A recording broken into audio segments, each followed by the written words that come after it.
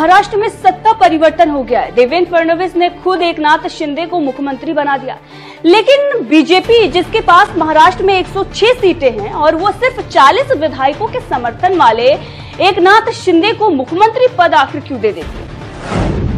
एक बड़ा सवाल है। इसके पीछे के सियासी मायने क्या हैं? बीजेपी ने इसे क्या संदेश देने की कोशिश की है? इसको हम 5-6 पॉइंट्स में समझते हैं। दरअसल जिस तरीके के हालात महाराष्ट्र में थे, पिछले दिनों हमने देखा कि बड़े बड़े मुद्दे थे जिस पर बीजेपी ने खूब हंगामा मचाया और उद्धव ठाकरे सरकार को घेरने की कोशिश की। और अब उन सभी मुद्दों पर क्या बीजेपी खरी उतर पाती? तो एक तो ये भी बहुत बड़ा मुद्दा था कि फैसले कौन लेगा और किस प्रकार के फैसले लेने चाहिए ताकि जनता में असंतोष भी न हो। और एकनाथ शिंदे को देवेंद्र फडणवीस ने मुख्यमंत्री पद देकर ये साबित कर दिया है कि उन्हें सत्ता का लालच नहीं था। पिछले दिनों जो भी प्रकरण हुए हैं, उन्होंने सिर्फ और सिर्फ जनता की आवाज उठाई थी।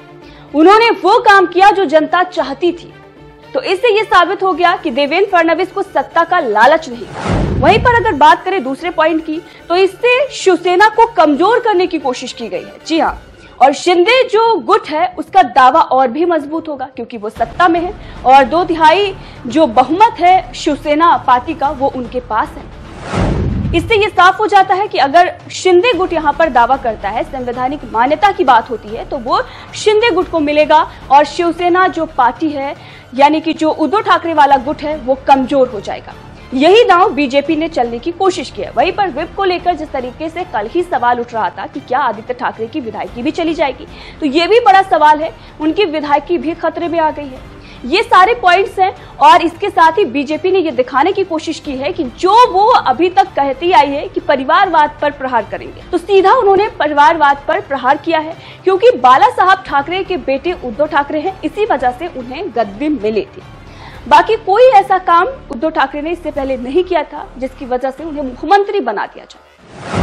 इसके साथ ही बीजेपी और देवेंद्र फडणवीस जो लगातार राजनीतिक माहौल चल रहा था, सियासी ड्रामा चल रहा था, उस पर जो दावा कर रहे थे कि हमारा हाथ नहीं है, इससे उन्होंने साबित कर दिया है कि ये शिवसेना का आपसी मामला है। राजनीतिक जो फूट हुई है वो शिवसेना के अंदर हुई है, इसमें बीजेपी का कोई हाथ नहीं है। अगर देवेंद्र फडणवीस यहाँ पर मुख्यमंत्री बन जाते तो सीधे तौर पर यह कहा जाता कि देवेंद्र फडणवीस ने सिर्फ और सिर्फ सत्ता के लिए शिवसेना में दो फाड़ करा दिया।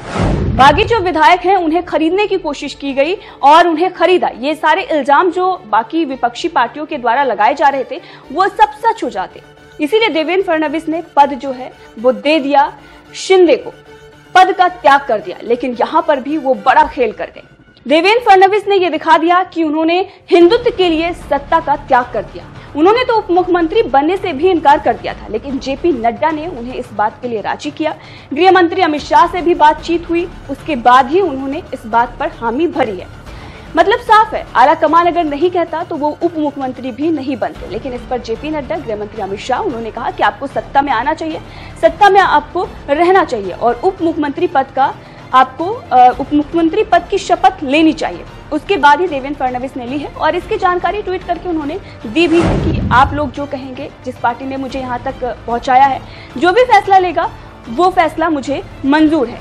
इसके साथ ही एक बड़ा पॉइंट ये है कि महाराष्ट्र में हमने देखा कि पिछले दिनों से जिस प्रकार का प्रकरण चला है उससे बीजेपी अब ये दिखाने की कोशिश कर रही है कि अगर आपको अस्थायी सरकार महाराष्ट्र में चाहिए तो आपके पास सिर्फ और सिर्फ एक ही ऑप्शन है, वो भी बीजेपी का। बीजेपी के साथ आप जाएंगे तभी आपको फायदा मिलेगा, यानी कि जनता को चुनाव से बचाने के लिए और तमाम जो राजनीतिक उठापटक हो रही है उससे बचने के लिए बीजेपी को ही चुनना चाहिए। अगले चुनाव में इससे फायदा होगा। इसके साथ ही जो हिंदुत्व की और मराठी अस्मिता की बात करते थे, बीजेपी अगर एनसीपी या बाकी किसी पार्टी के साथ सरकार बनाती तो सवाल बीजेपी पर खड़ा होता। जो सवाल अभी तक वो शिवसेना पर उठाती आई है और इसीलिए गठबंधन हुआ है अगर किसी का तो वो शिवसेना और बीजेपी का ही हुआ है और उस शिवसेना का हुआ है जो बाला साहब ठाकरे के पद चिन्हों पर चलने की बात करती है। एकनाथ शिंदे जैसे ही मुख्यमंत्री बनते हैं उन्होंने अपनी डीपी भी चेंज कर ली।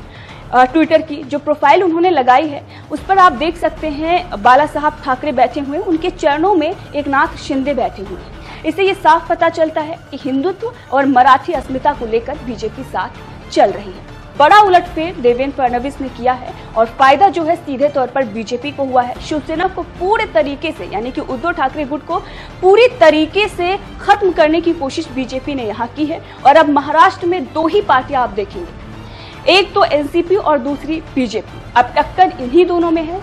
एनसीपी जो है वो विपक्ष में रहेगी और सत्ता में अगर कोई आएगी तो वो बीजेपी है। अगले चुनाव में ऐसा ही कुछ देखने को मिल सकता है। बहरहाल इस खबर को लेकर आपका क्या कहना है, कमेंट करके जरूर बताएं।